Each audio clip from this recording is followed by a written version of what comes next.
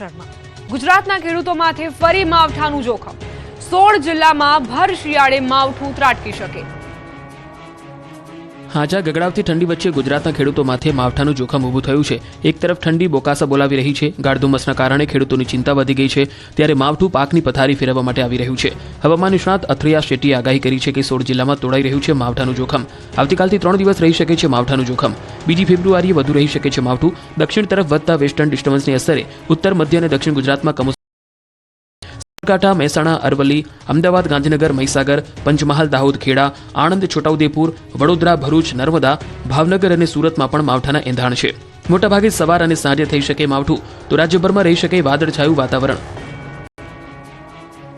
Mount Abu -4 ડિગ્રીમાં ઠરી ગયું. ચારે બાજુ છવાઈ બરફની ચાદર. ધરતી પર સફેદ મખમલી ચાદર પથરાઈ ગઈ હોય તેવા દ્રશ્યો અત્યારે ઉત્તર ભારતમાં જોવા મળી રહ્યા છે. કેદારનાથ અને બદ્રીનાથ ધામમાં અત્યારે બરફની સફેદ ચાદર પથરાઈ ગઈ છે, જ્યાં ભક્તિ અને કુદરતનો અદ્ભુત સંગમ જોવા મળી રહ્યો છે. તો બીજી તરફ ઉત્તર કાશીના પહાડો પણ બરફથી લદાયેલા છે. પર્યટકોનું મનપસંદ સ્થળ મનાલી અત્યારે સહેલાણીઓથી ઉભરાઈ રહ્યું છે, જ્યાં તાજી હિમવર્ષાએ પ્રવાસીઓમાં ભારે ઉત્સાહ ભરી દીધો છે.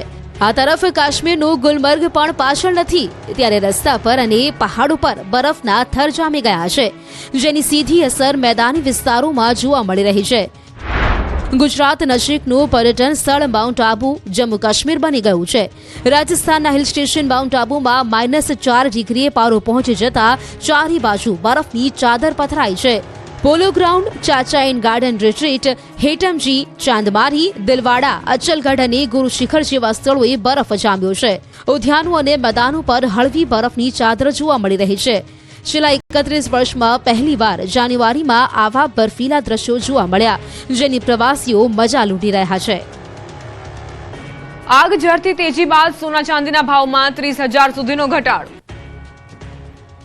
આંતરરાષ્ટ્રીય કારણોસર હાલ સોના ચાંદીના ભાવ ઐતિહાસિક સપાટીએ પહોંચી ગયા છે. સોનાનો સુવર્ણ કાળ ચાલી રહ્યો છે, તો ચાંદીએ રોકાણકારોને માલામાલ કરી દીધા છે. જબરદસ્ત ઉછાળા બાદ શુક્રવારે ઘટાડાની ચાલ જોવા મળી હતી. બુલિયન માર્કેટમાં ચળકતી ધાતુ સોના ચાંદીમાં મોટો કડાકો જોવા મળ્યો. સોનામાં 10 ગ્રામે 24 કલાકમાં 14,000નો ઘટાડો જોવા મળ્યો. 10 ગ્રામ સોનાનો ભાવ 1,80,000થી ઘટીને 1,74,500ની સપાટીએ પહોંચી ગયો, જ્યારે ચાંદીના ભાવે પણ 4 લાખને પાર કર્યા બાદ ભાવ ઘટીને 3,90,000 પર આવી ગયા હતા, જે શુક્રવારે વધુ 30,000 ઘટીને કિલો ચાંદીનો ભાવ 3,60,000 પહોંચી ગયો હતો. સોનામાં અંદાજે 5% અને ચાંદીમાં 8% સુધીનો ઘટાડો જોવા મળ્યો છે. વૈશ્વિક બજારમાં નફા બુકિંગ અને આર્થિક અનિશ્ચિતતાના કારણે રોકાણકારોમાં ચિંતા ફેલાઈ છે. બીજી તરફ સોનું પહોંચની બહાર જતા હવે મધ્યમ વર્ગ 9 કેરેટના દાગીના તરફ વળ્યો છે. અમદાવાદમાં હવે 9 કેરેટના દાગીના ખરીદવાનો ટ્રેન્ડ શરૂ થયો છે. મોટાભાગના જ્વેલર્સમાં 9 કેરેટના દાગીનાનું ધૂમ વેચાણ થઈ રહ્યું છે.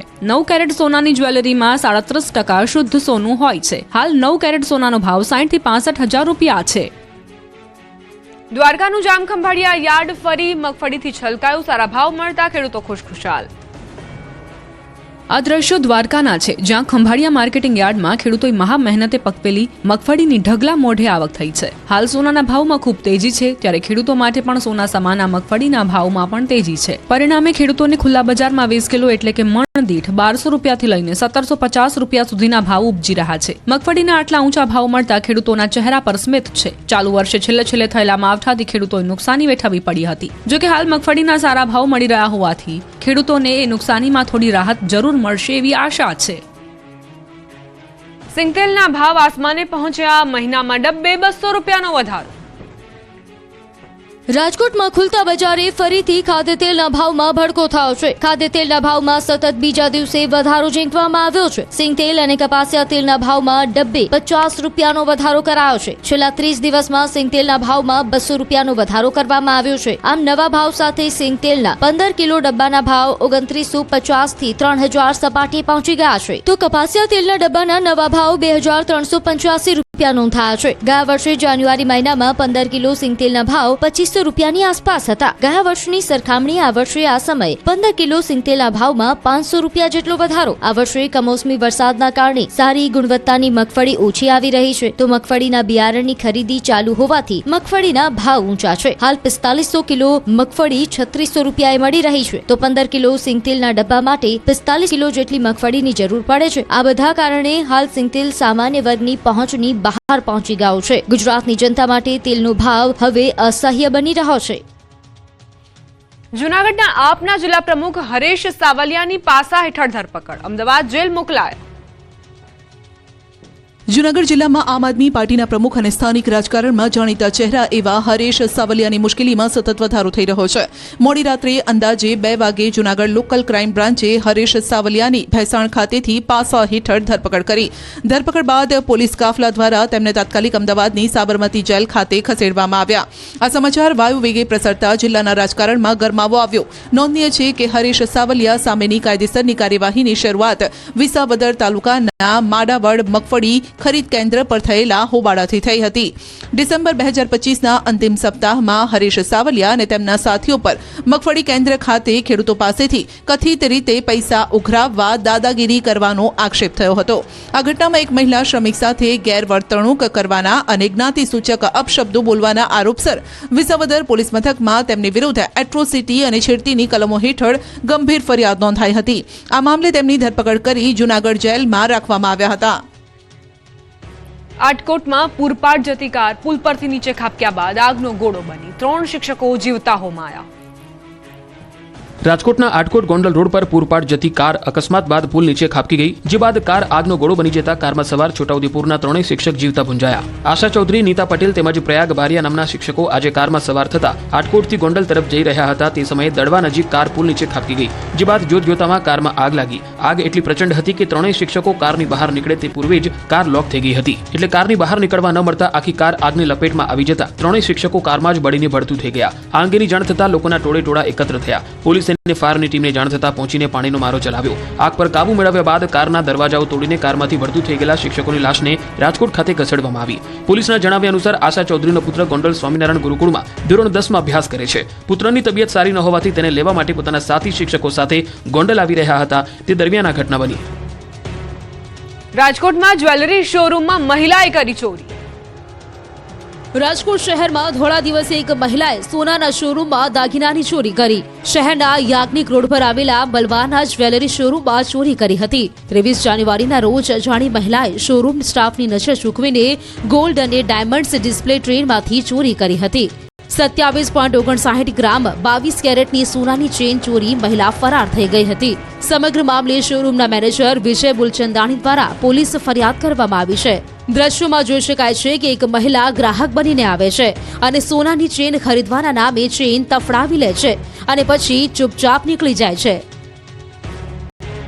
અમદાવાદના માણેકબાગમાં ડોક્ટરના ઘરમાં થયેલ ચોરીનો ભેદ ઉકેલાયો। ક્રાઇમ બ્રાન્ચે 2 આરોપીઓની ધરપકડ કરી। 12 જાન્યુઆરીએ રાત્રે 2 વાગે કમલેશ આસુંદ્રા અને મેહુલ પરમાર સોસાયટીમાં પ્રવેશ્યા હતા। મોઢે બુકાની બાંધીને આવ્યા હતા, જેથી તેમની ઓળખ છતી ન થઈ જાય। જોકે પોલીસની નજરથી તેઓ બચી ન શક્યા।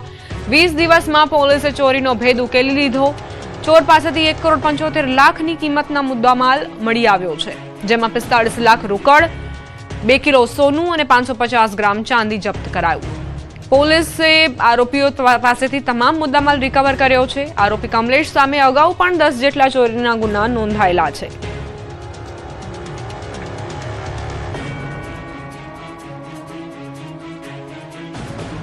અમદાવાદના રાયખડ વિસ્તારમાં આવેલા પ્રાચીન મંદિર શ્રી કાશી વિશ્વનાથને અજાણી મહિલાએ નિશાન બનાવ્યું।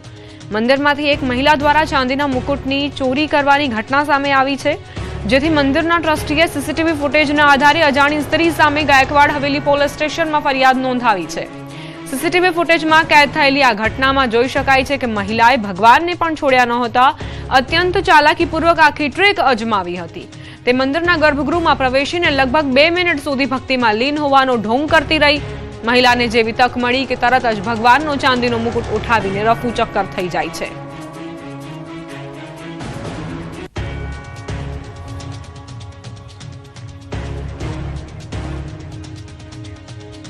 મહેસાણામાં શ્રેષ્ઠીઓનું સન્માન. ન્યૂઝ 18 ગુજરાતી દ્વારા આ સન્માન કાર્યક્રમનું આયોજન. ભાજપ પ્રદેશ પ્રમુખ જગદીશ વિશ્વકર્માની વિશેષ હાજરી.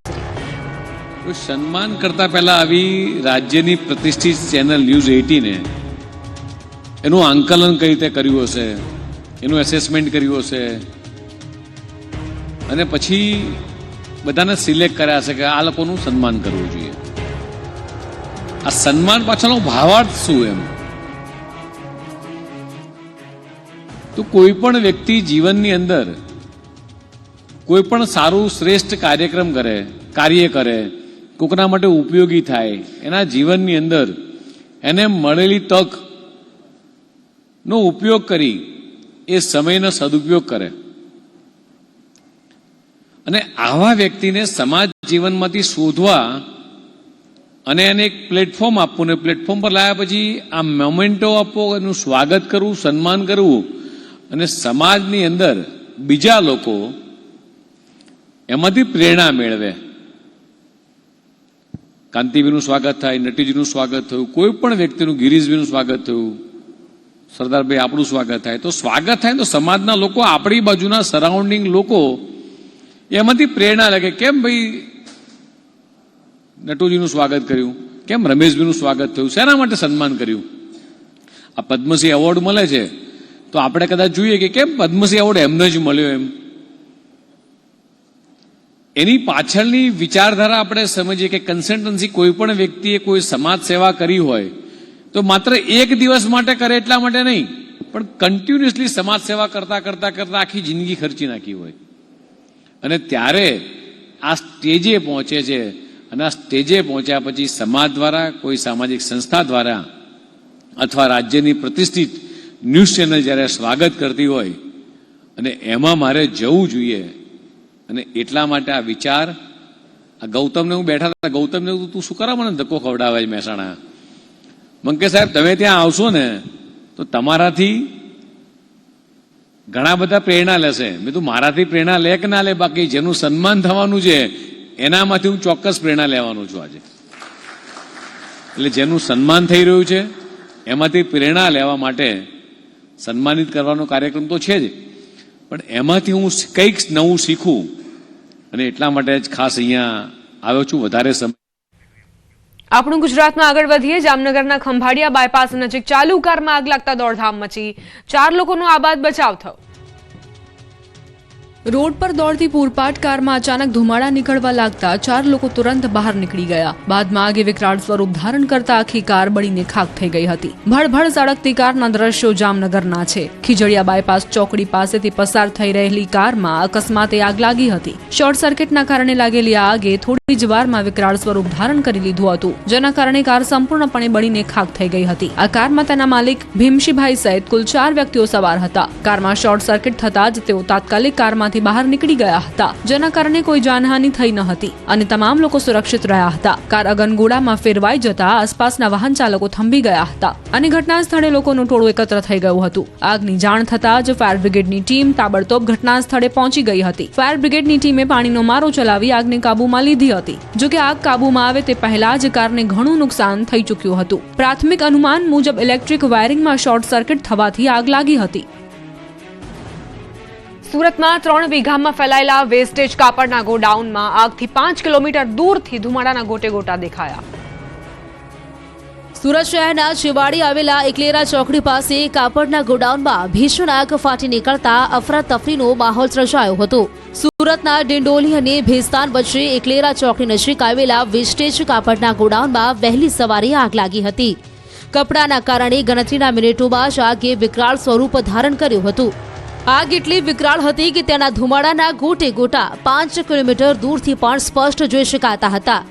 ઘટનાની જાણ થતાં જ સુરત ફાયર વિભાગની ટીમો એક્શનમાં આવી ભેસ્તાન, ડિંડોલી અને સચિન જીઆઈડીસી સહિતના સ્ટેશનો પરથી 5 થી વધુ ફાયર ફાઇટરો તાત્કાલિક ઘટનાસ્થળ પર પહોંચ્યા હતા. કલાકો સુધી પાણીનો મારો ચલાવ્યા બાદ આગને કાબૂમાં લીધી હતી. અંદાજે 3 વીઘા જેટલા વિશાળ વિસ્તારમાં ગેરકાયદેસર રીતે ઉભા કરાયેલા વેસ્ટેજ કાપડ ચીંદીના ગોડાઉનોમાં ભીષણ આગ ફાટી નીકળતા લાખો રૂપિયાનું નુકસાન થયું હતું. 6 કલાકથી સતત પાણીનો મારો ચલાવી અંદાજે 50% જેટલા કાપડના જથ્થાને બચાવી લેવામાં સફળતા મળી.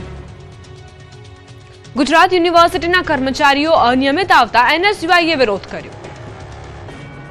અમદાવાદની ગુજરાત યુનિવર્સિટીને ફરી એકવાર એનએસયુઆઈએ ગજવી છે. યુનિવર્સિટીના કર્મચારીઓ અનિયમિત આવતા હોવાના આક્ષેપ સાથે એનએસયુઆઈના કાર્યકર્તાઓએ વિરોધ પ્રદર્શન કર્યું હતું. મોટી સંખ્યામાં એનએસયુઆઈના કાર્યકર્તાઓ યુનિવર્સિટી ખાતે પહોંચ્યા હતા. કર્મચારીઓની અનિયમિતતાના કારણે વિદ્યાર્થીઓના કામ ન થતા હોવાનો આરોપ છે. યુનિવર્સિટી ટાવરમાં કર્મચારીઓ સમયસર હાજર ન રહેતા હોવાના આરોપ સાથે સૂત્રોચ્ચાર કરાયા હતા. હલ્લાબોલ કરીને યુનિવર્સિટી કમ્પાઉન્ડને ગજવ્યું હતું. એટલું જ નહીં, એનએસયુઆઈ કાર્યકરોએ યુનિવર્સિટીમાં તાળાબંધી કરી હતી, જેથી ગરમાગરમીના દ્રશ્યો સર્જાયા હતા.